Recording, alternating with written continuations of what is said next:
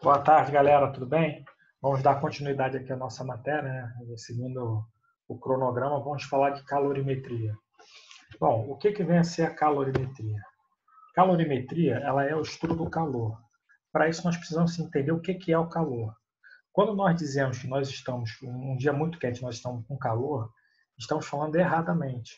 O correto, nós deveríamos falar, nós estamos com uma sensação térmica desconfortável de quente.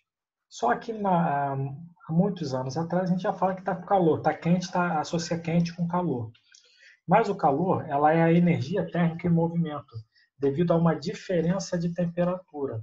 Ou seja, tem que haver uma diferença de temperatura para que o calor possa ser direcionado. E ele se divide em duas partes. O calor sensível, ocorre quando não há mudança do estado físico da matéria, ou seja, se eu estou aquecendo água a uma determinada temperatura, de 10 graus Celsius, por exemplo, e aqueço até 80, ela ainda continua no estado líquido. Então, o calor que eu chamo esse calor é o calor sensível.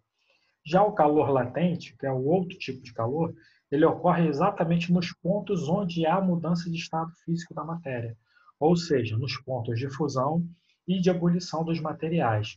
No caso da água, ela ocorre no valor de 0 graus Celsius e 100 graus Celsius.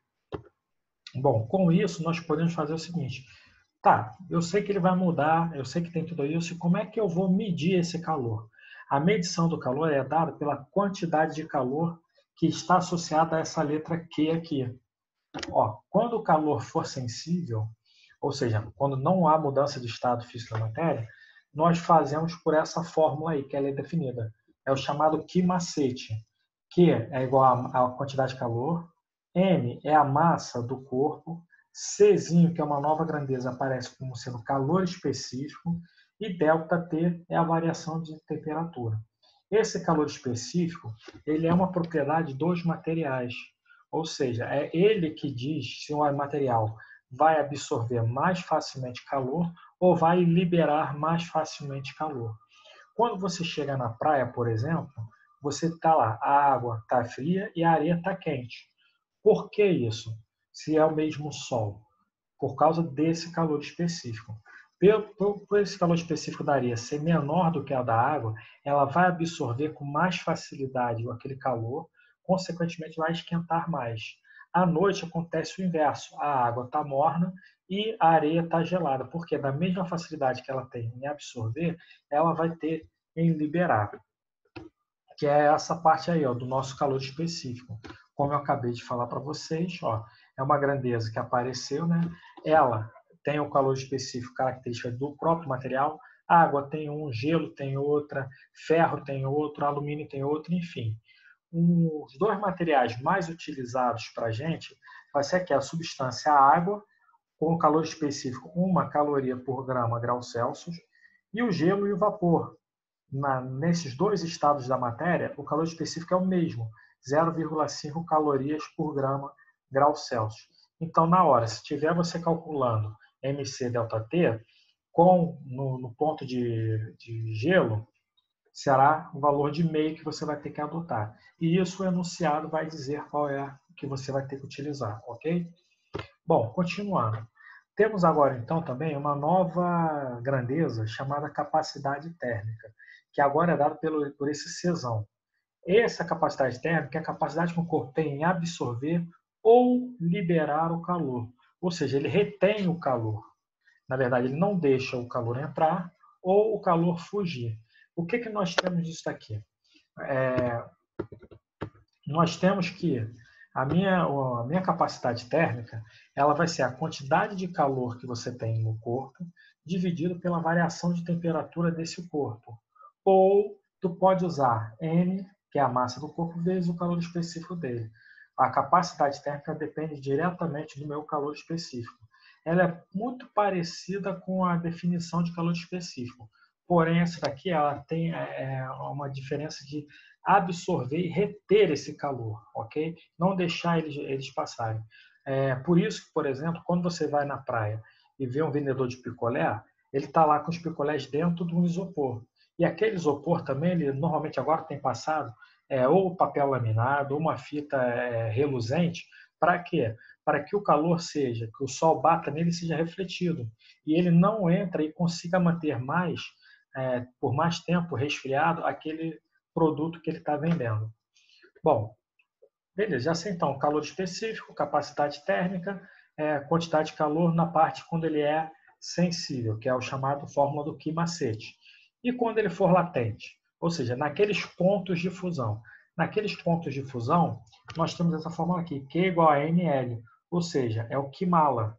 Nós temos então o Key-Macete quando está nos pontos de estado da matéria, Key-Mala quando está nos pontos de fusão e ebulição dessa matéria.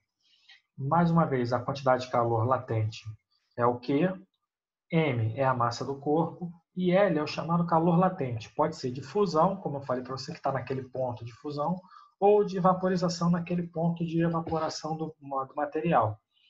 E aqui nós temos, então, os dois pontos para a água. A água, no ponto de fusão, vale 80, esse valor de L aqui.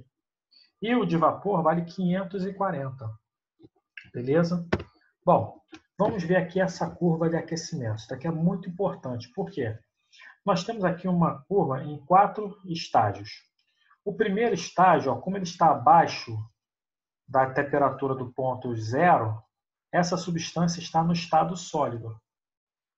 Essa daqui no estágio 2 é o processo que ele muda de sólido para líquido. Aqui no 3, ele já está em líquido aqui, passa a ser de líquido para líquido até no ponto de ebulição. E aqui no 4 ele está mudando o estado da matéria. Então, ou seja, aqui quando você não mudou de gelo para gelo, é no estado sólido para sólido, então tu usa o Key-Macete, calor sensível. Nessa parte aqui que está mudando é o Key-Mala, calor latente. Nesse daqui está de novo no calor sensível e nesse daqui está de novo no calor latente, beleza? Aí nós vamos usar Key-Macete, Key-Mala, Key-Macete, Key-Mala para calcular o que o problema pedir. Temos agora que falar sobre o equilíbrio térmico. O que é o equilíbrio? Sempre que você fala de equilíbrio, significa colocar todas aquelas grandezas físicas somadas. No final, ela não pode nem dar um lado maior, nem um lado menor. Então, ou seja, a soma de todas aquelas grandezas que você está estudando tem que ser igual a zero. Essa é a condição para qualquer tipo de equilíbrio. Como a gente está falando de equilíbrio térmico, nós vamos ter várias substâncias misturadas e elas vão atingir uma temperatura de equilíbrio. Essa temperatura de equilíbrio vai ser dada por essa equação aqui. Ó. Vai pegar o Q1 mais Q2 mais Q3 mais quantos Qs você tiver, dependendo do problema, e vai igualar a zero. Com isso, vai substituir as equações no problema e aí vai ser resolvido, beleza? Bom, vamos aqui agora para um exemplo. Ó. Um corpo de 500 gramas. 500 gramas é a massa, que se encontra em uma determinada temperatura inicial de 25 graus Celsius. Então, temperatura inicial, que é o T0, 25. Recebe de um aquecedor uma quantidade de calor sensível igual a 5.000 calorias. Ou seja, o valor de Q é 5.000. E se é sensível, como ele falou, tu vai usar a fórmula do Key-Macete. Atingindo uma temperatura de 30. Então, a variação sofrida foi de 25 para 30. 5 graus Celsius. Ao final do processo de aquecimento, determine o calor específico. Ou seja, ele quer o Czinho. Tu vai usar aqui a fórmula do Key-Macete, ó. No lugar do Q, os 5.000, do M, os 500, o C você não sabe quem é, e vai pegar a variação de temperatura. Vai dar 5. 5 vezes 5.000 vai dar 2.500. Quando passa para cá dividindo, vai ficar 5.000 sobre 2.500, então a resposta é 2 calorias por grau Celsius. Bom, um outro exemplo que nós temos é esse aqui, ó. Um corpo de 10 kg, então a massa é 10. Precisa receber 2.500 joules de calor sensível. Então, o valor de Q? Para que sua temperatura varia em 10 Kelvin. Determine sua capacidade térmica. Ora, se ele já me deu a quantidade de calor que ele tinha, que é o 2.500, a minha capacidade térmica vai ser a quantidade de calor sobre a minha variação de temperatura. Então, ó, vai ser Q sobre ΔT. Vou pegar 2.500 e dividir por 10 da temperatura, 250 joules por Kelvin. Beleza? Um outro exercício. Ó. 2 blocos A e B feitos do mesmo material apresentam os seguintes dados iniciais. Ó, a massa de A é 10, a massa de B é 30. A temperatura inicial de A é menos 20, a temperatura inicial de B é 40. Após a troca de calor somente entre eles, e uma vez estabelecido o equilíbrio térmico, a temperatura final dos dois blocos será, ou seja, eu quero aqui uma temperatura de equilíbrio. Como eu tenho dois materiais A e B, eu vou fazer o equilíbrio térmico. Eu vou fazer Q1 mais Q2 e vou igualar a zero. Vou fazer o QA mais QB igualando a zero. Então, ó, como eu falei aqui, quem é o QA? O quimacete de A. Quem é o QB? Quimacete de B. Igualar a zero. Massa de A vou substituir. O calor específico eu não sei, é C, vezes a temperatura final mais 20, porque aqui é a final menos a inicial. Como a inicial é negativa, se transforma em mais 30, que é a massa de B, vezes o calor específico, eu também não sei quanto é que vale, vezes a temperatura final menos o 40, que a temperatura era positiva, igual a zero. Aplicando a distributiva aqui em cada uma delas, aqui vai ter 10 CTF mais 200 C mais 30 CTF menos 1.200 C igual a zero. Como C é comum a todos eles, tu pode cortar já aqui, mas vamos cortar mais adiante. Ó. Então, aqui, 10 CTF mais 30 CTF, 40 CTF. Menos 1.200 passando para o outro lado vai ficar positivo, e esse negativo. Então, tu vai ter 40 CTF igual a 1.000 C. Corta o C com C, e o 40 passa para lá dividindo. Vai ficar 1.000 sobre 40, então nossa temperatura de equilíbrio é 25 graus Celsius. Ok? Vamos então agora para um outro exercício, né? De exemplo, ó.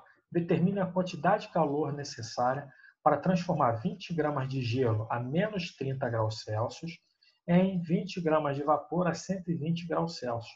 Dado o calor específico do gelo é meio, calor latente de fusão 80, calor específico da água 1, calor latente de vaporização 540. Ó, nós temos aqui 5 estágios da curva de aquecimento. O A para B, B para C, C para D, D para E e para F. Que é aqui que vai ser o nosso ponto final. Então, ó, nessa primeira parte, Q1, eu vou passar de gelo a menos 30 até gelo a zero. Depois, vou transformar em água, de água a zero para água a 100. Depois, vou transformar em vapor, de vapor a 100 até vapor a 120. Ok? Então, vou ter 5 quantidades de calor. Ó, o primeiro, de gelo a zero de gelo a 30, menos 30 até gelo a zero, vai ser quimacete. Q1 vai ser 20 vezes meio vezes 30, 300. Fundindo o gelo, ou seja, de gelo a zero para água a zero. Quimala, QML, 20 vezes 80, 1.600. Aquecendo agora a água de 0 até 100, quimacete de novo. 20 vezes 1 vezes 100, 2.000. Vaporizando a água, que é igual a ml, 20 vezes 540, 10.080 calorias. E agora, por fim, aquecendo de vapor 100 até 120, quimacete de novo, 20 vezes meio vezes 20, 200. Então, o calor total é somando todos eles, tu vai ter então que a quantidade de calor é 14.900 calorias. Ou seja, essa curva de aquecimento vai servir para você calcular a quantidade de calor total. Você pode ter 1, 2 ou 3 processos, vai depender, ou 4, 5, enfim, dependendo do tipo de material que você tiver. E vai ter que sempre fazer por etapas, não adianta pular essas etapas, ok? Bom, galera, vou então finalizando por aqui a aula de hoje, tá? Vou postar lá no YouTube, depois vocês deem lá um like, compartilhem, tá? E bom estudo. Abraço.